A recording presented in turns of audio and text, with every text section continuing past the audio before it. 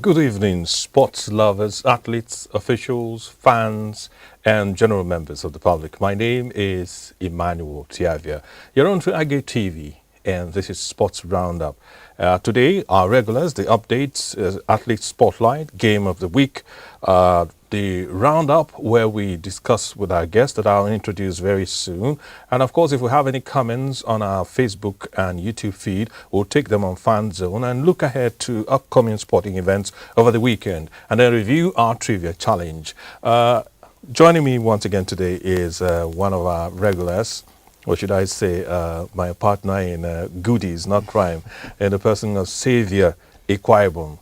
Xavier, welcome to Sports Roundup. Thank you very much. I'm happy to be here. You're looking very calm and cool today. Does it have anything to do with the weather, or did you engage in any sporting activities that is making you look so? It's more of the weather, I would say. Just woke up, we slept with the cold, I woke up with the cold.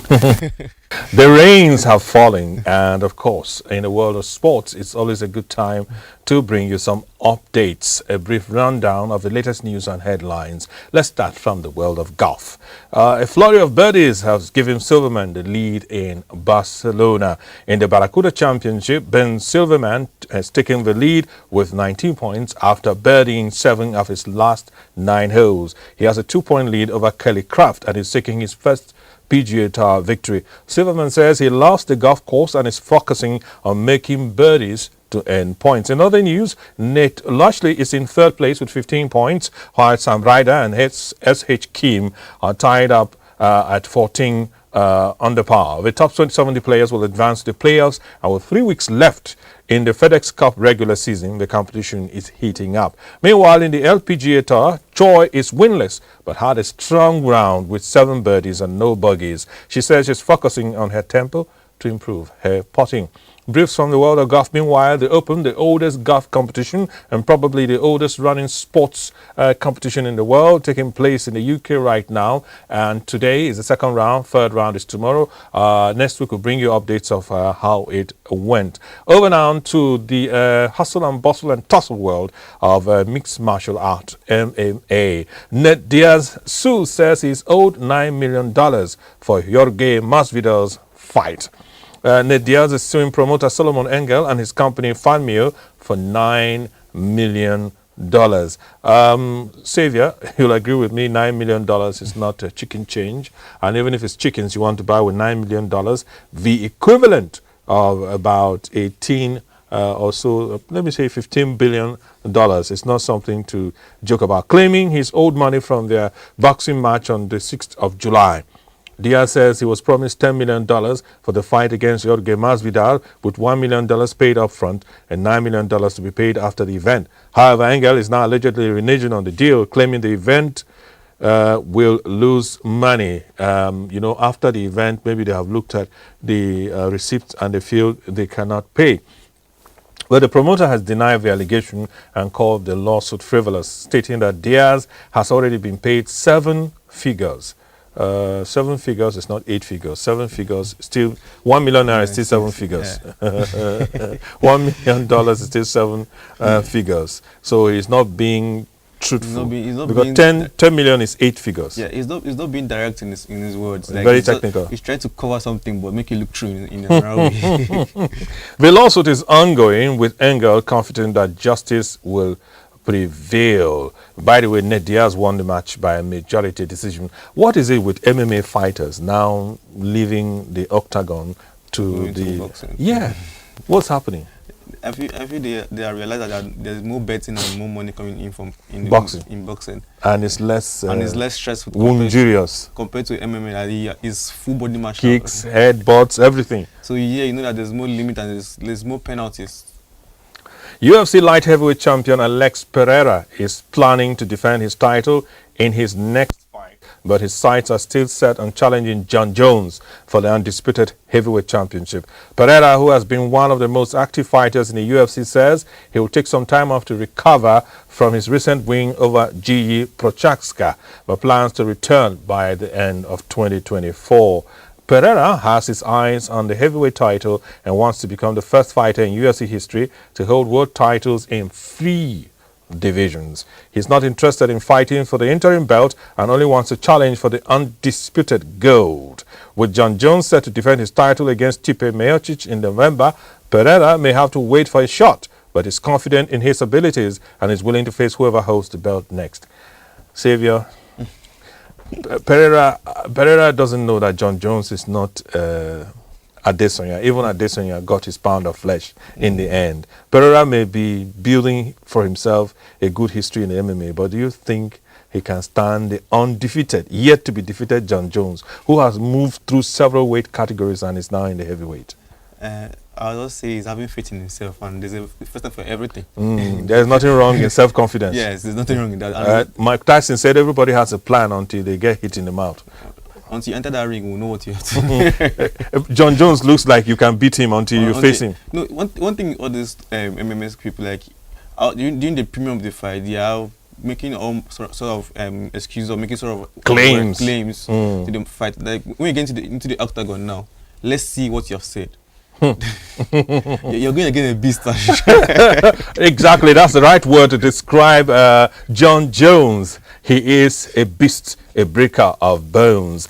Adesanya, Nigerian, New Zealand-based fighter, a former UFC middleweight champion, Israel Adesanya, has bulked up significantly as he prepares to challenge Dricus du Plessis for the title at UFC 305. According to his teammate Dan Hooker, Adesanya has packed on considerable muscle mass and is now hitting like a truck, with Hooker estimating that Adesanya is around 105 kilos. Adesanya is looking to reclaim the middleweight title and become the division's first three-time champion. He faces a tough challenge in du Plessis, who is known for his frenetic fighting style and hasn't lost since 2018. Adesanya's increased size and power could be crucial in his quest to regain the title and cement his legacy as one of the greatest fighters in the division's history. The fight takes place on August the 17th in Perth, Australia. Adesanya is increasing his size, his weight. Don't you think it will slow him down? He's known as his last tire bender. Yes. One of his strongest points is the ability to be fluid. Yes. Maybe I feel it's him coming in with a new style, since you feel that one has been seen enough and people have mastered him enough. Okay, so so trying to come in something new. Something new, and he took a very long break from fighting, and I feel that also has brought in time to sit down and calculate his own steps too. Oh, all right. Now let's move over to the related world of boxing. Joe Laws is confident ahead of his fight against Stephen McKenna on the 3rd of August, warning McKenna that he hasn't faced anyone with his level of tenacity and will to win. Laws believes McKenna's sparring with top boxers like Terence Crawford won't prepare him for their upcoming bout. Now, this is what you were saying earlier. Now, Joe Laws is saying, Oga, you have gone to spar with a living legend in Terence Crawford. That doesn't mean you will beat me. Another fighting sport where the athletes are fond of making very outlandish claims. I mean, somebody who has sparred with a legend, you should be careful what you say. You should be try with caution, because he has gone and seen what's the in and out of everything. Because most times they'll say, and perhaps the legend might even say, "Oh God, this is how you beat him." If you want to, most times these people can break down your fight into steps, and they know what you're doing. Tell him everything about you. Because I can remember watching one of the comments about Mike Tyson, and his coaches you in numbers 4-2-3, 1-2-4, and those are punching codes. So if you are in the ring and you have 4-2-3, you don't know what's coming next. You don't know what's coming next. So imagine someone like that. The coach has decoded what you are doing, and Mike Tyson will understand what is coming. So you know how to block and know how to attack you. So imagine you fighting another person, you're just useless in the ring. And still in the world of boxing, boxer Robert Helenius has been handed a 2-year ban after testing positive for the prohibited substance clomiphene following his fight with Anthony Joshua in 2023. Helenius had blamed the violation on consuming eggs and chicken meat, but was unable to provide evidence to support his claim. Imagine, he cheated with drugs and still lost to Anthony Joshua, and then blamed chicken and eggs. Athletes with creative excuses. Your jazz don't work.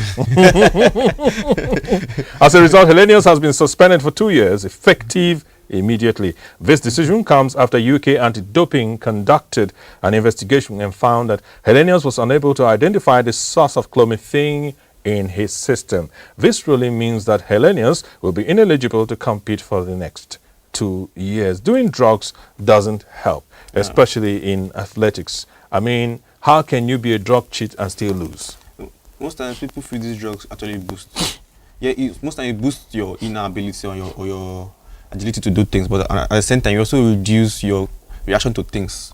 It slows you down in different ways, make you look like one analog human being, zombie like that. So it depends on your body system and the way your body reacts to the drugs you've taken. So maybe his own was the vice versa what he expected. And the drugs don't give you talent. They don't give you talent. They might give you stamina, but not talent. Yeah. Okay, in basketball news now, Westbrook set to join the Nuggets after Clippers Jazz trade. The Los Angeles Clippers and Utah Jazz have agreed to a sign and trade deal involving Russell Westbrook, with the former MVP expected to join the Denver Nuggets after being waived and having his contract bought out. Now, this is the convoluted world of basketball transfers, right? Yeah. The Clippers will sell him to the Utah Jazz, but the Utah Jazz have already agreed with the Denver Nuggets that as he's landing, he's just fulfilling all righteousness. He's hopping over to Denver Nuggets. The Clippers received guard Chris Dunn and a 2030 second-round pick swap in the deal. So money did not change hands, just exchange of players and a second-round pick swap in the deal. Westbrook, who averaged a career-low 11.1 points last season, is expected to provide energy and defense off the bench for the Nuggets. Xavier, can't you provide energy for the Nuggets? I mean, for the amount of money that you'll be there, Energizer Bunny. I'll do it. The Clippers, meanwhile, are moving forward with Kawhi Leonard and James Harden, and have added defensive-minded players like Dunn and Nicholas Batum in free agency. Dunn, who averaged 5.4 points and 3.8 assists last season, is expected to bring a strong defensive presence to the Clippers. Still in the world of basketball, Bronny James becomes popular betting pick for Rookie of the Year. The odds to win NBA Rookie of the Year have shifted since the start of the Summer League, with Agate now the favorite.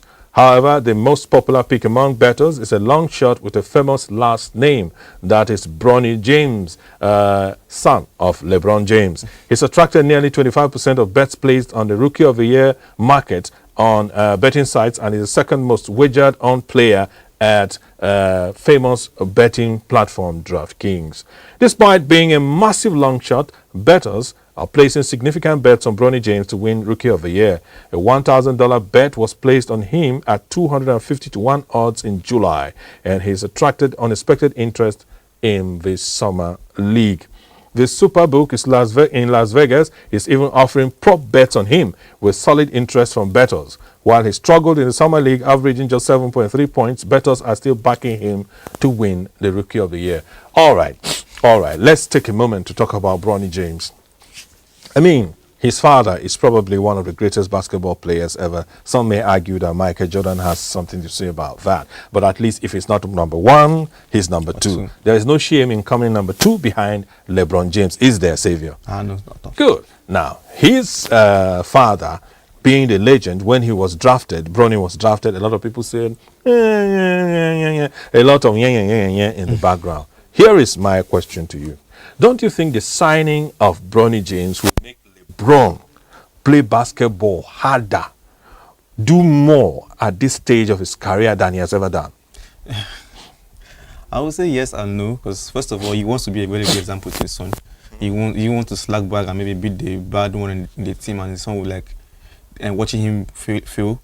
And again, knowing the extent that he's already getting old and looking forward to his last year in the NBA. So I feel most times you want to slack back to give the younger ones a moment to shine. I mean, the way I'm looking at this, Xavier, is like, daddy and son in the dressing room is like, come on, let's go. You want to show your son that this is how it is. This is how it's done. Right from the house, Maybe the son too, if he's competitive like the father in the morning, like, Dad, what are you doing? It's time for practice. Let's go. And so, don't you think it will bring in that very big pressure on the son too, because you're looking up to someone that is very high and not just in the same dressing room with your father as well. So he's always bring that pressure on him that you have to live up to that expectation that people expect him to do. So I feel, to me, the boy should just keep a cool head and let it go God's way. I mean, his dad will show him the ropes now, teach him everything. Very well. But Over dinner. Sometimes maybe, yeah. Remember that shot you took? you lifted your left leg too high. Next time, 247. There are different ways. I feel like I could play in the NBA if I live in the same house with LeBron James for 3-4 years. You know? No, the man has perfected it out of the game. So up to the extent that even if he's not just his presence in the courts alone can bring in the win or bring in the tension into that team. But so this is a different case entirely because this guy is coming in as a rookie. He doesn't know the in and out. He doesn't know the game like perceived, like the regularity of the game, how the rough game can be most times. So this will be a different reaction to him. Like most times, I feel that maybe LeBron wants to calm down to show him the way easy, like this is how it's being done, this is how it's being done, and maybe give his own slap most times. Let's move to the 2024 Olympics in Paris. The Olympics will be starting next week when we'll be here live, and stay tuned. Follow our social media platforms. Good things are coming up. Agate Radio and Television and Agate Newspaper will be giving you coverage of the Olympics exhaustively so that nothing will be left without us touching it to give you the details. But the Paris Olympics Organizing Committee has announced that a global cyber outage has had a limited impact on its operations, with ticket sales unaffected. However, the outage has affected accreditation and uniform deliveries just 1 week before the games begin. The committee has activated contingency plans to continue operations, but some services, such as security checks and accreditation, are being done manually. The touch relay is continuing as normal, but the outage is slowing down operations. The organizing committee is hoping for a quick resolution to the issue, which is affecting multiple sectors worldwide. Still on the Olympics front, Japanese gymnast Shoko Miyata is out of the Olympics for smoking. Japanese gymnast Shoko Miyata has withdrawn from the Paris Games after violating the team's code of conduct by smoking and drinking alcohol. The 19-year-old captain of the women's artistic gymnastics team had been expected to lead the team of first-time Olympians and teenagers, but will now be replaced by a 4-athlete squad. Miyata's withdrawal is a significant blow to Japan's hopes of winning a team medal in gymnastics for the first time since 1964. Her coach, Mutsumi Harada, has said that Miyata has been under extreme pressure to perform and had been feeling burdened. The incident highlights the importance of mental health in sports, an issue that gained attention during the Tokyo Olympics when Simone Biles pulled out of competition. And last Olympic story, this one is a funny one, Xavier. I'm sure that you laugh about this one. Paris Mayor Anne Hidalgo took a dip in the River Seine, which is the river that divides Paris into two parts, on Wednesday to prove its safety ahead of the Olympic Games. She had promised to swim in the river in January, and after months of anticipation, she finally did, saying the water was bliss and very good. The swim was a symbol of the city's efforts to clean up the scene, which will host several Olympic events, including open water swimming and triathlon. Despite concerns over water quality, officials have built a giant underground water storage basin and conduct daily tests to ensure the water is safe. However, heavy rainstorms during the games could still cause issues, as organizers have a backup plan to hold the marathon swimming event outside Paris if needed. So, it seems like she has a divine touch. As she swam in the river, maybe she will make it cleaner. Do you believe that any public official in Nigeria would take that step to swim? I reserve my comment. Our marine spirits will not allow it. I reserve my comment on that. All right, let's now move our updates to the world of the MPFL, where we'll not reserve our comments. NNL, Wikitoris unveiled May Kaba as the new gaffer. Wikitoris, the Nigerian National League outfit, has announced the appointment of Abdullahi May Kaba as their new coach. May Kaba, a former assistant coach of the Golden Eaglets, has signed a 2-year contract and is returning to the club for the second stint, having previously managed them in 2016. It's expected the experienced coach who led Kano Pillars last season has a clear task ahead of him to secure promotion to the Nigerian Premier Football League (NPFL) for Wikitoris, who narrowly missed out on promotion last season. With his wealth of experience and knowledge, Maikaba is expected to lead the team to success and achieve the goal of playing in the top tier of Nigerian football. Still on the local front, the League Bloggers Award is set to hold today in Lagos, with Enyimba striker Chijioke Mbalma. Remo Stars defender Sadiq Ismail and Aqua United Sani Suleiman vying for the top prize of Player of the Season. Mbalma finished the 2023-24 MPFL season as the highest goal scorer with 17 goals, while Ismail recorded 13 assists and 1 goal for Remo Stars.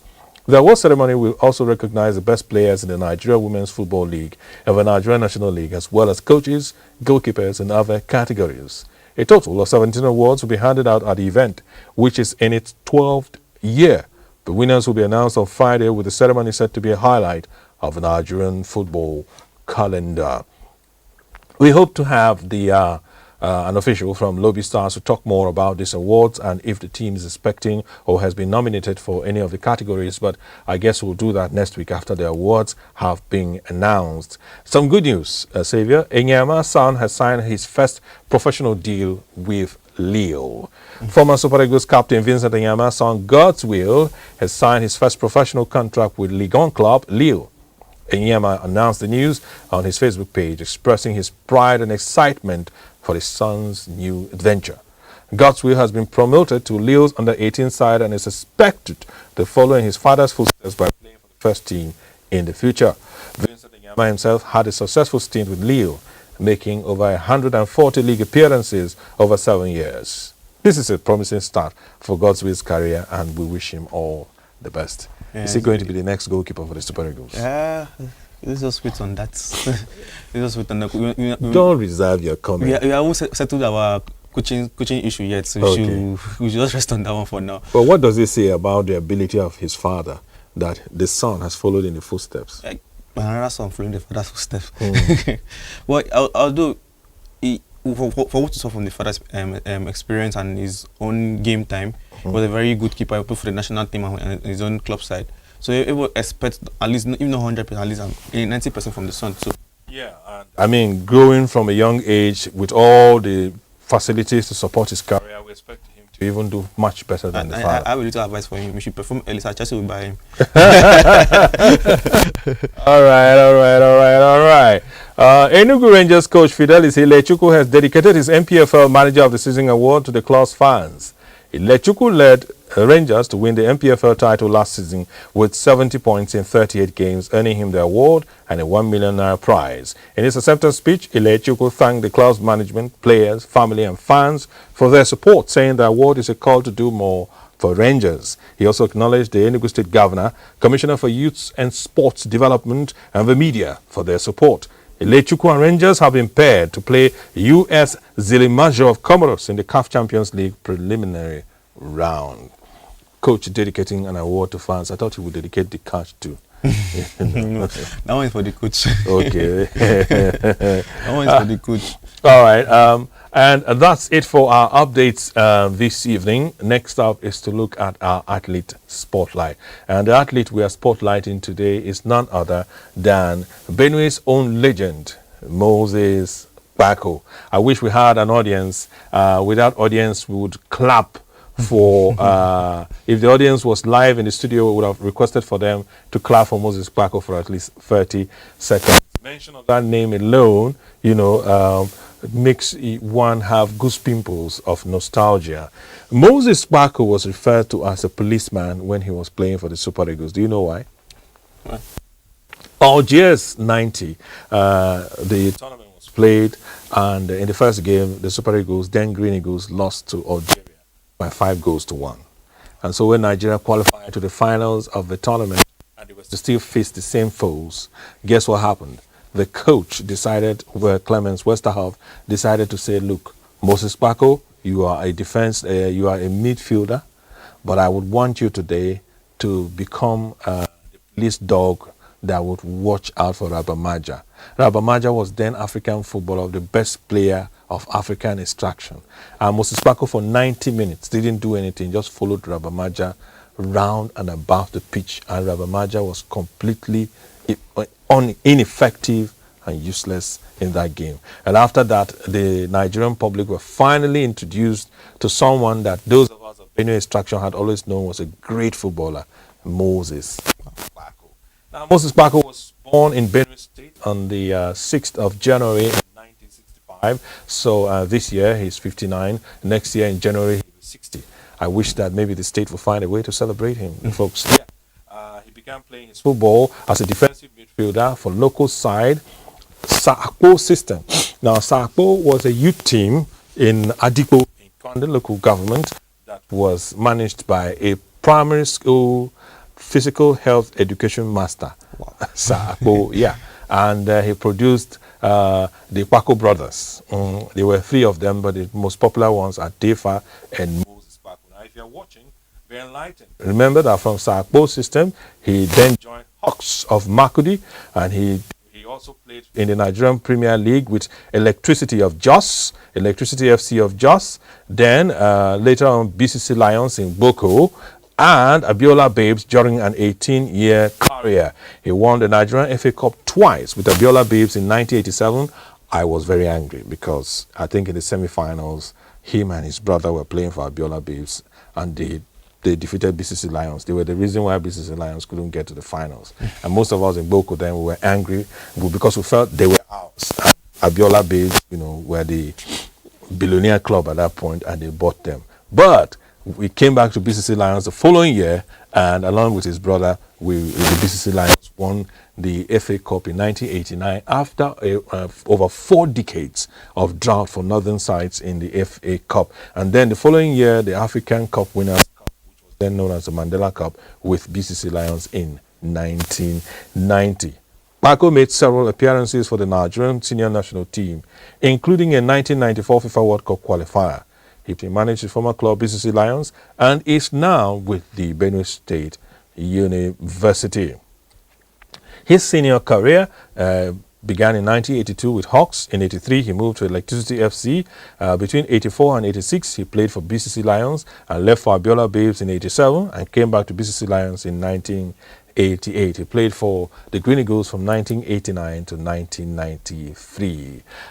That's it for our Athlete Spotlight for today. We promise that next week we might be able to do an interview with whoever we want to feature on the Athlete Spotlight so that you will see and hear from the horse's mouth. You're watching Sports Roundup and it's Agate TV. My name is Emmanuel. I'm in the studio with Xavier, who has been refusing to comment on some things. So before we go for a short break, let's look at our game of the week, which was the Euros final. At the end of the day, Spain emerged victorious by 2 goals to 1. They opened scoring, the English equalized, and the game ended 2-1. Did you for a minute believe that England could have won? Last week you refused to give us a prediction, but I think you ended up giving us a prediction, which was... I was saying they will win at 1-0 at extra time. England. Spain win yes. 1-0 at extra time, but it ended up being 2-1 at extra time. Added on time. Yeah. So one thing I would also want us to look at is the fact that it was a fantastic match. It was a fantastic match, and the one player that stood out in particular was Manchester City midfielder, the Spaniard Rodri, who was named the player of the tournament, and for good reason. His skill, control of the game, and absolute determination and dedication for 90 minutes. He was not glamorous, he was not flashy, he was just like a Swiss watch, consistent. He was like Mikel Obi in Chelsea back then. Like, you don't really see him. He's just do dirty work, silent, do the dirty works, and just leads back for more to come to him. So I feel in the game of Spain, like he was just balanced. He was able to balance the defense and going forward to balance the attack too. Because in a time like when you see, because at the time I thought England was sitting back to absorb all the pressure and he's back in the counter attack. Everybody's talking about Cucurella's assist. Nobody remembers that the ball was won and someone saw Cucurella to give him that pass quick. So who was that person? It was Rodri that ran the ball. Now Rodri, they run up. So I felt that the guy did a very fantastic work. Even when he was trying to, even overcrowded in the midfield, because at the point England came out in their full force to see what they could get from the game, and the middle was jam-packed. Even at that, I thought maybe he could make some mistakes or maybe lose his temper at the moment, but he kept calm and kept on playing the game as it meant to be. Do you think that Rodri deserves to win the Ballon d'Or? That's another long shot again. That's a very long shot to go for right now. But I felt maybe he has performed good enough to be among the pick for the Ballon d'Or. But not, I won't say good enough to win, because if you say good enough to win, there's a Vinicius that won the Champions League, and also there's a Rodrigo too, and also there's an Mbappe, there's a Haaland, there's plenty of people to call that had a very good season. So I feel maybe for me, I'll say that he has done enough to be among the pick. Okay. Now we have the team of the tournament, which was the 11 players that shown in their various positions, and some fans of some teams were mocking other teams and saying, "Hey, your team didn't do well in this or that." But I guess we can say, looking at the selection of the goalkeeper, who was the French goalkeeper Magnan, do you think he deserved the award of goalkeeper of the tournament? I feel maybe he did well by himself. Like even if the French team didn't do well. Yeah, this should be his first major tournament. Yeah. And he replacing came in Hugo Lloris, yes. and came in who was not just the first choice goalkeeper, but the captain of the national team. side. And he came in to fill a very big shoe, and he did well, not considering much goals, I guess, throughout the tournament. Left back of the tournament was, of course, Chelsea's Cucurella, who provided the assist for the winning goal. And in defense, you have Saliba and Akanji of Man City and Saliba of Arsenal, and Walker of Man City. Man City. It is an all EPL defense at the Euros, and the EPL doesn't look like a defensive. Yeah, it's an attacking league, and yet all the defenders are from the EPL. And in the midfield, you had Spanish domination with Fabian Ruiz, Olmo, and Dani Olmo, and Rodri of Manchester. Dani Olmo was another player that didn't really get attention, but was good enough in this tournament too.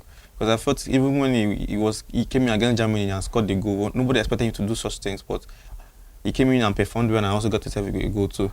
In attack, you had Musiala, who is the only non-Spanish player in attack. In fact, in midfield and attack, he's the only non-Spanish player, because flanking him are Williams and Williams of Atletico Bilbao, who will soon join maybe Barcelona, and then Yamal.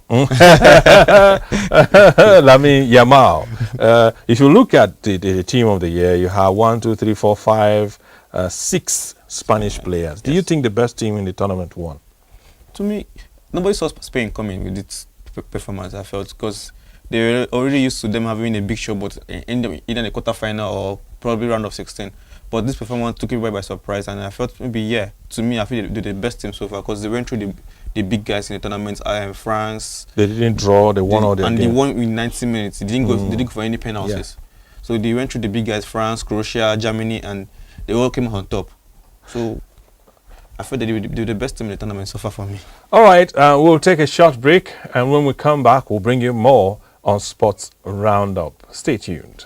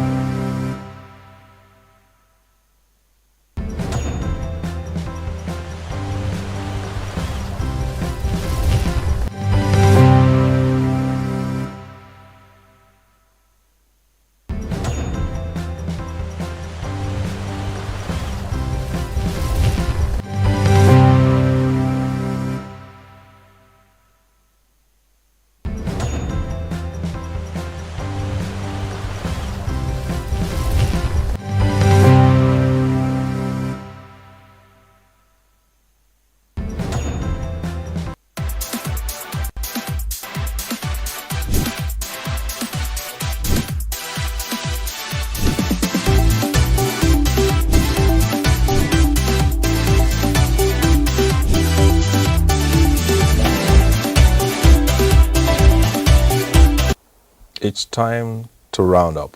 Welcome back from that short break. I hope we did not take too long and lose your interest. I'm Emmanuel. This is Sports Roundup on Agate TV, and I'm in the studio with Savior. Now, it's time for us to do the roundup gist. And tonight, what we are talking about is the fact that the Super Eagles have dropped one spot in the latest FIFA World Ranking. Things are getting worse and worse for the Super Eagles. Remember, at some point, Xavier, we were once ranked the 5th best team in the world, but we are currently a shadow of our former selves due to our inability to win games against lowly rated teams. Now, Xavier, recall that in June, the Super Eagles recorded a draw against South Africa in Uyo, Akwa Ibom State, and suffered an unexpected 2-1 defeat at the hands of lowly rated Benin Republic a few days later in the 2026 FIFA World Cup qualifiers. The two unexpected results have greatly limited our chances of qualifying for the 2026 FIFA World Cup and have also affected our movement in the FIFA World Ranking. Last month, FIFA claimed that the Super Eagles are ranked 38 in the world, but the latest rankings released July 18 showed that the side, who are currently without a head coach, have moved down to the 39th spot.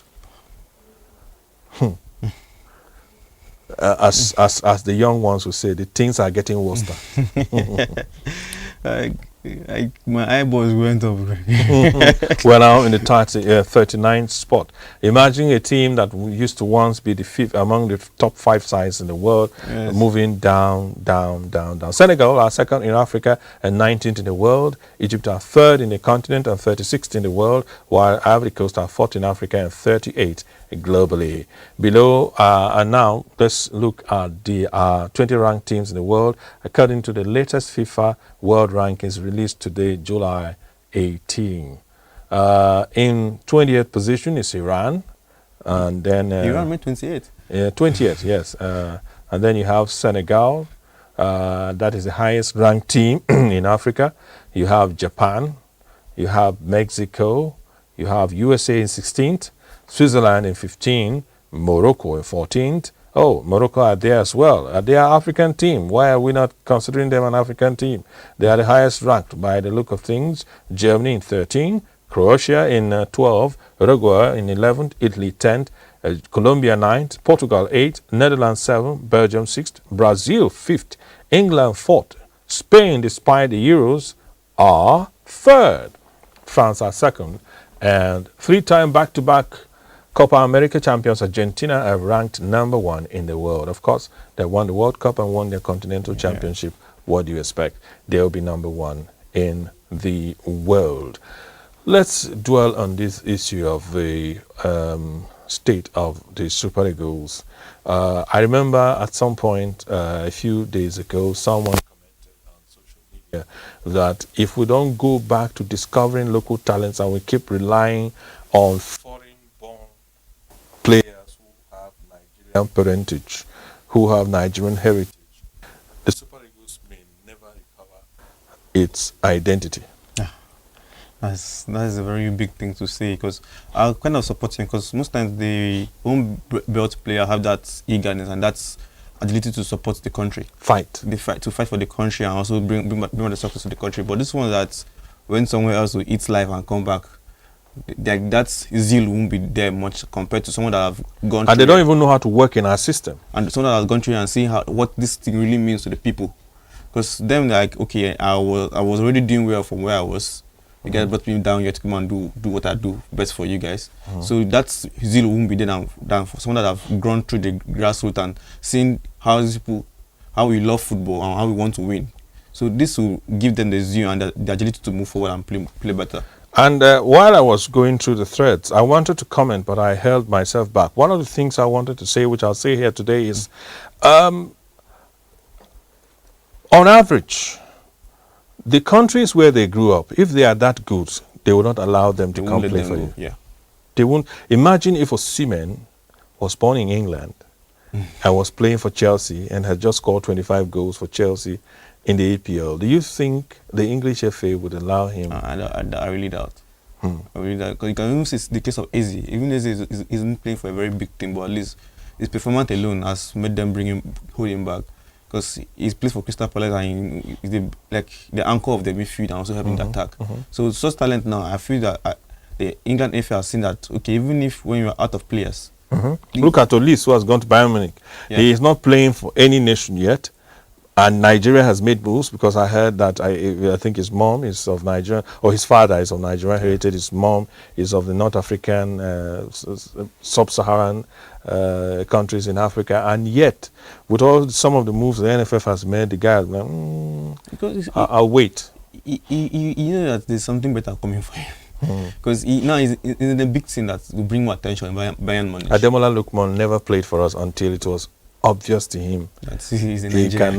he can't play for any. If he had not played for the Super Eagles until this season, that he did the things he did, do you think he would have ever played for the Eagles? I still feel he would have had a shot for the England FA, because there are many people in that position. There's Maduki, that's also Nigerian bred, but also had the luck of going to the England team. There's a Palmer, there's even Izzy too. So I feel Saka. there's Saka. There are a lot of wingers. So there's a lot of wingers that can fill his shoes for him. So many that they are not even looking at Jadon Sancho. They see Rashford too. And he didn't go. They see Sterling. So there are plenty of options that can really perform better than him. So I feel even if after this trial he has had so far, as if he still have a very big shot to do. Now, when you look at countries that are doing well in Africa, one of the things they have done, like Morocco, is invest in grassroots football. Yes, and spend money wisely in developing their football. When was the last time you desired to watch a local league game? Be sincere. I just watched it by mistake. What? By what? I didn't expect that answer in 1,000 years. The only reason I watched... You watch it by what? Repeat it again. By mistake? The reason I watch African football, because my dad was once director of sport, and we do support, go out to watch the live match in the state stadium. Oh, okay. That's why I just go to watch. But me and I won't say... But you can choose what you want to watch. I don't watch. Well, there you have it. Very, you want to say quality of what you want to see, very poor quality, and everything. Like even the game, in the game you could see that things that are not put in order to bring the game a success. Because I remember when you sit down back to watch game like any bar game, and you see that there was a clear blunt foul, but the referee played blind eye to it, and the association did nothing about it. So you see that even in the game, they're also biased in yourselves. Why can't our sports administrators learn from what the music and movie industry is doing? When you organize yourself and you develop your content, there is a market. Yeah, very well.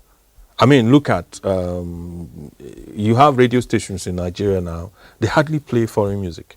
Nobody needs to force them to play local music, because what they have is good. So we hope that our sports administrators will just think more about how to develop the sector and make it better.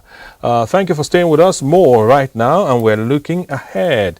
Xavier, related to what we just discussed, in looking ahead, we're looking ahead and analyzing events that will happen over the weekend and in the coming days. And one of the things that has been a bone of contention, which has also even contributed to us sliding slowly downwards in the world rankings of FIFA, we have no coach. And we have games coming up. Yeah. Which way? Anyway, now view. If you hear these three names, the NFF has been instructed by the Minister of Sports to look for a first-class coach. And some of the candidates that have been bandied about in the newspaper, Gennard Rohr, who had coached us before, Jose Peseiro, who was just relieved, and Hervé Renard, who won the Nations Cup with Zambia and Cote d'Ivoire. To me, it's just two that really caught my attention, the Gennard Rohr and the Hervé Renard, because he has done a very good job in the African continent, doing winning AFCON. And also, so Jose Peseiro, who took us to the final, you will not give him a second chance? I said Jose Peseiro and the Hervé Renard. They caught my attention. But one thing I want to bring Jose Peseiro back is kind of is slow person to success. Like you have to give him enough time to build for you implement. But don't you think that is what we need? We cannot rush it, can we? You can't really rush it, but again, people want quick results. All right, beggars are having choices. Olympics opening ceremony is next week, Friday, the 26th of July, and it promises to be an exciting event. Are you looking forward to it, Xavier? Very well, very well. At least that's something that can keep us busy till the season starts again. The federal government has approved 12 billion naira for participation at the Olympics. Is it not too late? Fund release? These amounts of money should have been released for preparations, don't you think? Shall be released since when they were in camp. But I felt it's never too late to do the right thing. And now the issue is that we only get to the athletes on time, and will it be effectively shared among them? That's another thing to bother about, because the bossing the money is a different thing, and the money getting to the people that is meant to be get to is another different thing. So I felt it's not too late to release the money if it's going to get to the right people at the given time. Okay, all right. Other events coming up: the F1 Hungarian Grand Prix taking place in Budapest. The race will be on Sunday, and we'll bring you updates of what happened. Free practice 1 and 2 occurred earlier today. In free practice 1, Charles Leclerc of Ferrari was the fastest driver on track, and in free practice 2, Charles Leclerc crashed, and Lando Norris of McLaren topped the timing sheets. And tomorrow, late morning, would be the free practice 3 and qualifying later in the afternoon. And the race, like I told you, on Sunday. Rafael Nadal continues his preparations for the Olympics as he won his quarterfinals and the semifinals going on right now in the Swedish Open. And like we told you at the beginning of the program, the most ancient sports competition, which is the Royal Links, the golf tournament in the UK, the Open, is it's just simply known as the Open. It's not the British Open, not the UK Open. It's the Open. You know, this is the Open. So the Open is taking place, and round 3 today, round 4 will be tomorrow, and then of course the final round, the 5th round on Sunday. You know, while growing up, I thought games like golf was played for leisure, and then when it was a competition. Tiger Woods changed the face of golf with his visits to the gym. He was the first golf player to look like a weightlifter and all that. I mean, to hit those clubs, to trek on an 18-hole links, to play golf from morning till night. If you are not fit, bro, after a game or 18 holes of golf, you'll be visiting BSUTH, and you'll be the one from the car saying, "Doctor, help me." All right, thank you so much. And now it's time for the trivia challenge. Last week we asked the question, who is the youngest goal scorer ever at the FIFA World Cup? As we round up, do you have any idea who that is? Pele. Easy question to answer. Edson Nascimentos de Arantes, otherwise known as Pele, the late great legend of world football. For today, our trivia question is, who was the captain when BCC Lions won the Cup Winners' Cup, the Mandela Cup, in 1990? Answer in the comments, and the first correct answer will get a mention next week, Friday. Thank you very much, Xavier, for being part of the program today. I'm very happy to be. I hope that by next time we are here, Nigeria have a coach. Hopefully, and may God bring it to pass. Thank you so much, sports lovers, fans, officials, and all whatnot. My name is Emmanuel Tiavia. Good night, and have yourselves a sporty weekend.